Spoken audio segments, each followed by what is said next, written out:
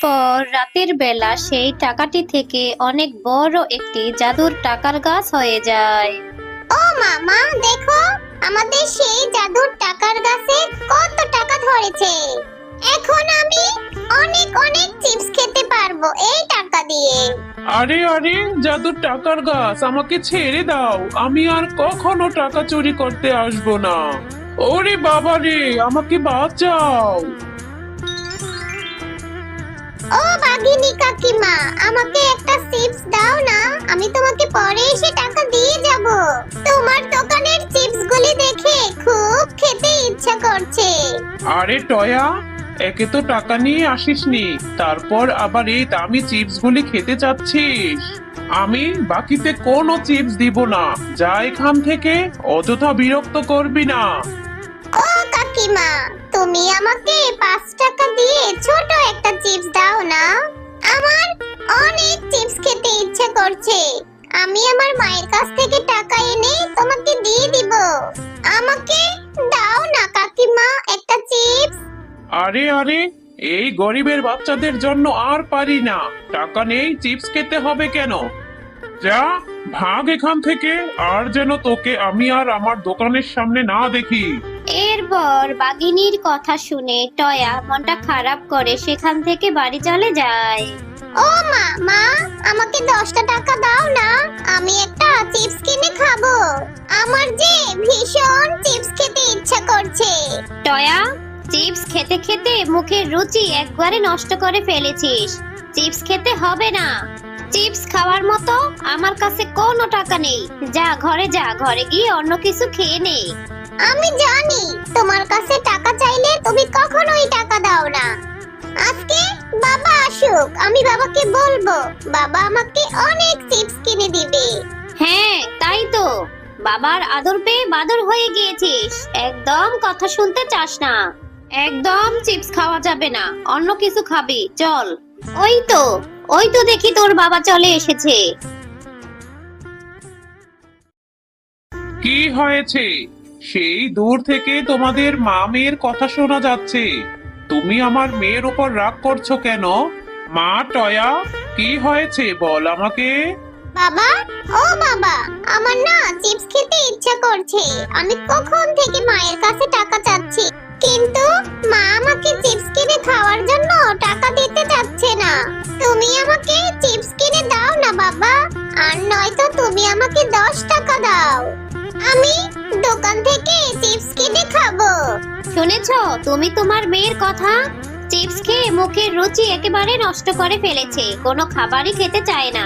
ভাত তো একদমই না। তুমি ওকে কোনো চিপস কিনে দিবে না। আরে গিন্নি, তুমি আমার মেয়েটাকে এভাবে বকাবকি কেন করছো? একটা চিপসই তো খেতে চেয়েছে। মা, তুই একদম চিন্তা করিস না। আমি আগামীকালকে শহরে যাব। শহর থেকে ফেরার সময় তোর জন্য অনেক চকলেট আর চিপস নিয়ে আসবো। আমার সোনা বাবা, এই জন্যই তো আমি তোমাকে এত ভালোবাসি। আচ্ছা ঠিক আছে, তুমি শহর থেকে আসার সময় আমার জন্য অনেক চিপস নিয়ে আসবে। এরপর মিসকে শিয়াল শহর থেকে বাড়ি ফেরার সময় একটি গাড়ির সাথে অ্যাক্সিডেন্ট করে। আপনার স্বামী মাথায় অনেক আঘাত পেয়েছে। আপনার স্বামীর মাথায় অপারেশন করতে হবে, যার জন্য অনেক টাকার প্রয়োজন।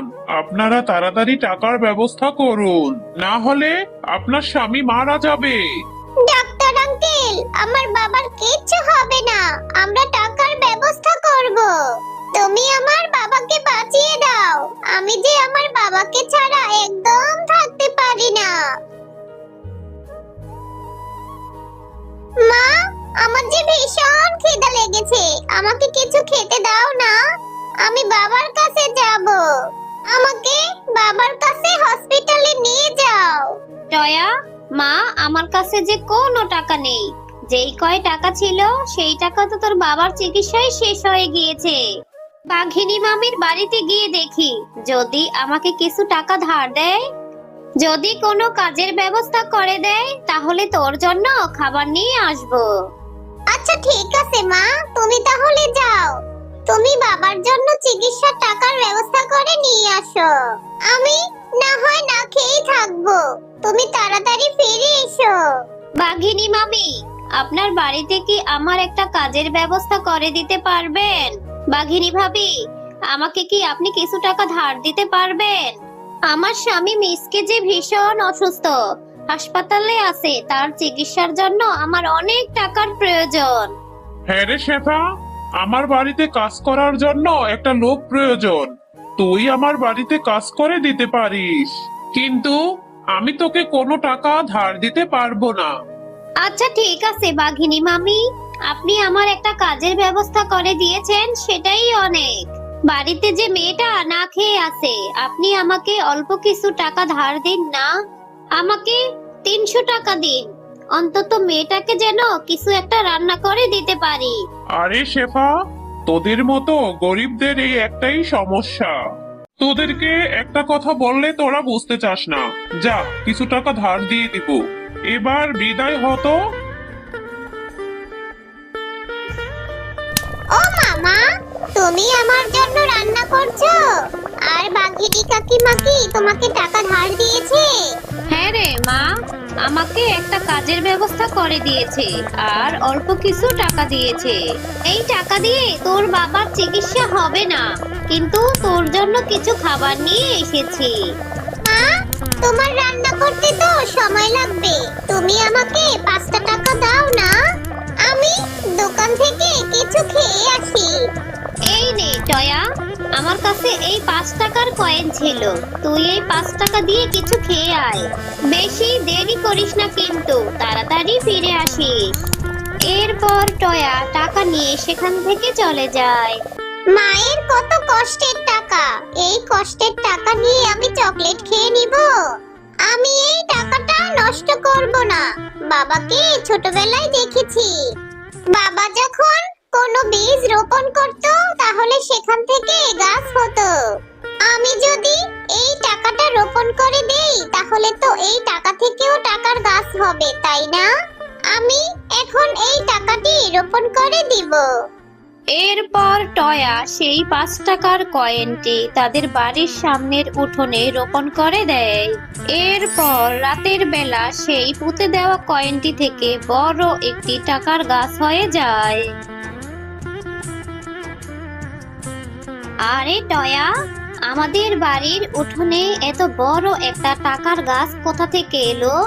গাছে আবার টাকা ঝুলে আছে, আমি তো কখনো এরকম টাকার গাছ দেখিনি।